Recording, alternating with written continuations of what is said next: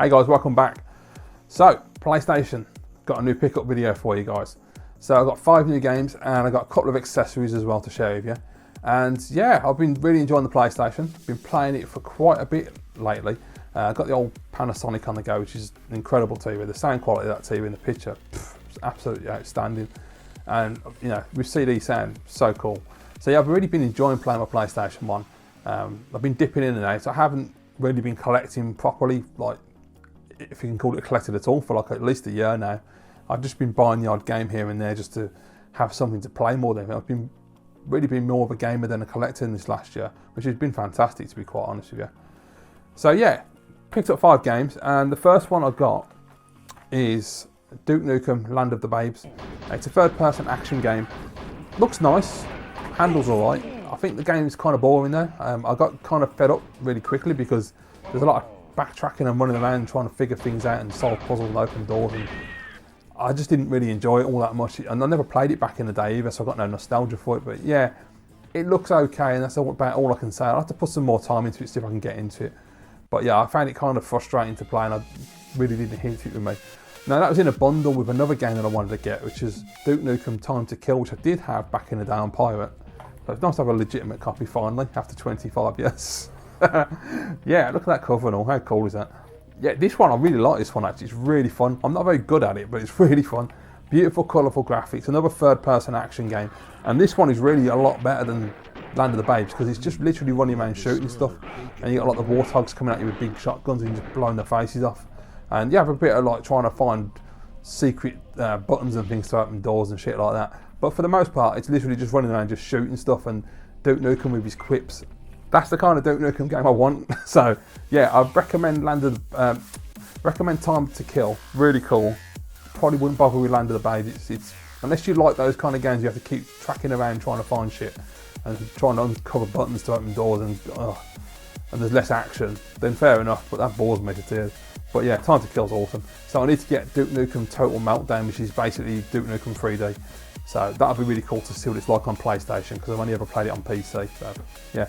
Next one is the game I've been playing pretty much every day lately. I'm absolutely massively nostalgic game. What amazing arcade port, and it is Time Crisis. I mean, you cannot go wrong with Time Crisis, can you? What a game. I managed to get a retail release as well instead of the one that's in abundance on eBay, which is the package one that comes with the G-Con 45. So I finally got onto it. You normally have, not to be sold separately, on the back there. And also it's in one of them shit cases with the black bit there that are really weak. I mean, these ain't brilliant, but those ones are terrible. So yeah, so I got a proper one, and it come with the Point Blank demo as well, which was nice because I got to play some Point Blank. Yeah, what can I say? Time Crisis is a classic, isn't it? I loved it in the arcades. I loved it on the PlayStation. I remember when it came out on the PlayStation. I don't believe I had it at the time. I think it was my mate who had it, and I used to play it around his house on the G-Con. We had loads of fun playing this game. Absolutely phenomenal game, you know. So yeah, really enjoyed it. I played it again yesterday. I finally got to the end of the main game, because you got the main game, but you've also got a special PlayStation game you can play, which I can clock that, no problem. But the actual Time Crisis game, I struggle to clock it, because when you get to the bit, I can't remember which stage it's on there, but there's a bit you have to get into a castle, and then you have to shoot this bloody helicopter, and I can never get the helicopter, because I always run out of time, and you'll go behind the building and I just can't shoot the bastard. But I managed to do it yesterday, and I got inside the building. I got right to the end, well, near the end, where you see the guy in the brown suit, the boss, but I didn't get to him. I got killed. So, but it's just great, man. You play that game, the music, the sound effects, you know, the speech. It's just everything combined, and the accuracy of the gun. It's just perfection. Love Time Crisis. So with Time Crisis, I had to buy a gun. Now I made the fatal error of looking on YouTube to find out what the best gun is. I've always used G-Con 45s, never really tried any other guns, and I know there are a couple of different ones. I eliminated most of the crappy third-party ones, but then I saw a video and a guy was banging on about how great this particular gun was, and I'll just show you what it is. So I picked one up, like a mug, and it is the Scorpion pistol, which has G-Con options. It's shit. I bought this, it was brand new, sealed in the box, so I thought, well, that'll do, that's got to be good, isn't it? The trigger don't feel right. I don't know if you can hear this. Oh, it doesn't pull actually. I didn't realise it don't pull from the plugged in, that shit, isn't it? The trigger seems to stick, and it's really stiff and tight. And when you're doing bits like on Time Crisis where you're trying to blow away a helicopter, and you're like that, and you go bam, bam, bam, bam, bam. You can't do it because the trigger don't pull quick enough, and it really hurts your finger. Utterly shit gun. I was not impressed, and the accuracy as well. The guy on YouTube said the accuracy was bang on with this. No, it's piss poor. I didn't like it at all. Terrible gun. So that was a waste of money. So obviously I had to go and buy the King, which is the G-Con 45 from Namco. Alright, it's plasticky and toy looking, but it kicks ass, man. It's so accurate. The only downside is because it's so big, you can't stretch your finger to the button. So that's a bit of a pain in the ass. I mean, it's alright if you hold it like that, but that's not natural. So I want to hold it like this and do it in a proper. Yeah, very cool though. And obviously you can use the DualShock controller as your foot pedal, which is fine, but I always have had the same problem with that, is that when I'm playing the game and I'm really into it, I'm wearing my socks because I ain't going to use my shoes and damage my controller, obviously. So I'm using the DualShock, and the bloody DualShocks just start slipping across the living room, and I'm trying to like kick it back to myself so I don't get killed or run out of time. But yeah, G-Con 45, classic weapon.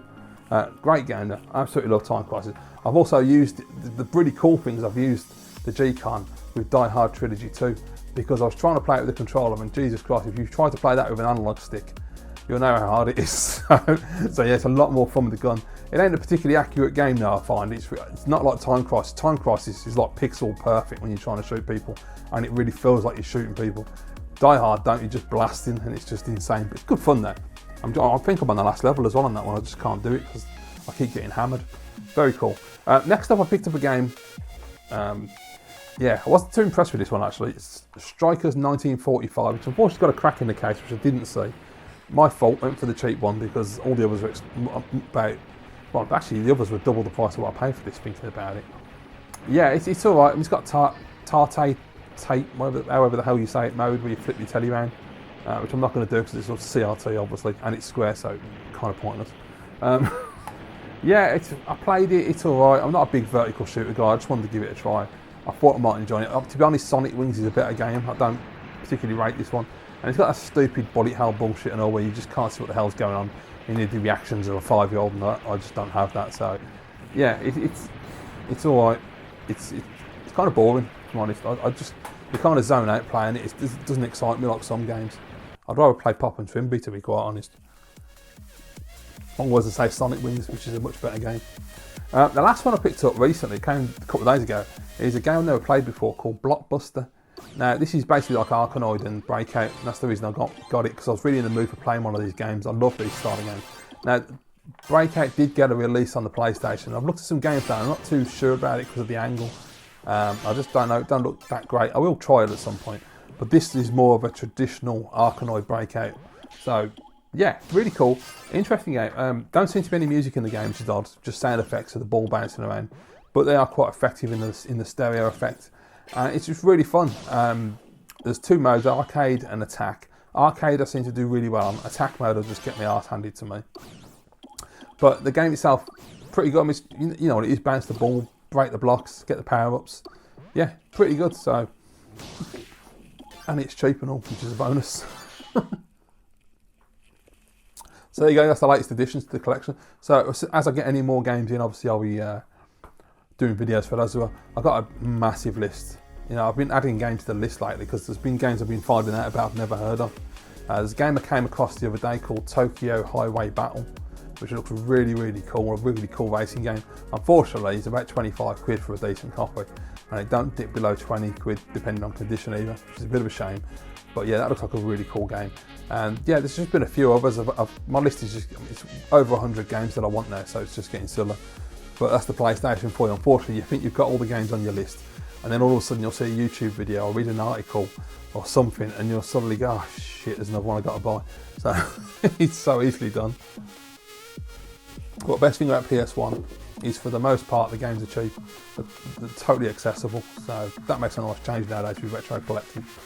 So there you go, guys. Let me know your comments down below, as always. Appreciate you watching the video, always do. And appreciate you all sticking with my channel as well. Thank you very much, guys. Very much loving the PlayStation at the moment. That is my absolute retro focus, so it's going well. Anyway, thanks for watching, guys, and I'll see you next time.